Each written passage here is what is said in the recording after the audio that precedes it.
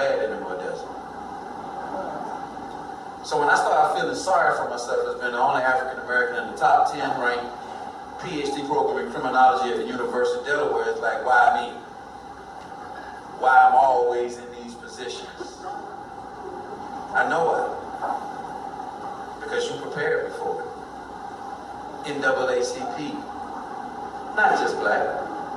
Because we talking inclusion. There were more than just African Americans fighting for social justice doing civil rights and pride. That is not the message of this conversation. The message of this conversation is, what do we owe now? I realized and kept consciously thinking about what type of person would I have been faced with all those obstacles? Would I have been dead? Those of you that know me, I'm pretty opinionated. Very difficult to keep my mouth closed at times.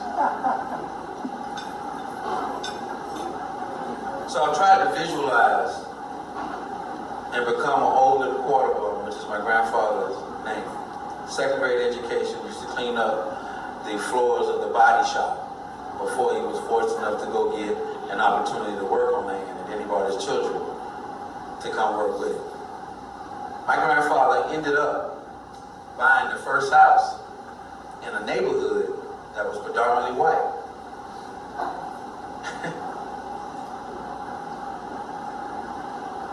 What is it that I have to complain about for someone that has gone through such deep emotional, psychological struggles in order to make a better opportunity for Chad Starks? How many of us have had those conversations with our children? I know when Brianna was growing up, guess what I was afraid of? I was afraid if I told her about a great deal of that history, that it would bring the pain that I saw witnessed in my mother and my grandfathers and my uncles. I often wonder whether or not she would internalize it like I internalize it and question everything, religiosity included. There's no way God could have really wanted us to be the only ones to suffer.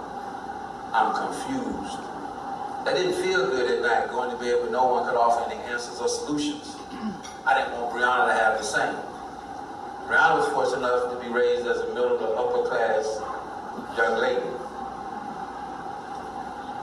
But I kept her away from some of those conversations. As a parent, we don't want to instill and bring pain to our children. But how do I educate her to make her know, guess who died for you? Guess who marched for you? Guess who kept children of those that were marching? Guess who did cooking? Guess who was writing letters? Guess who was donating money? Guess who was doing the things that they could do from their position to sacrifice to make life better for me way before you even thought about it?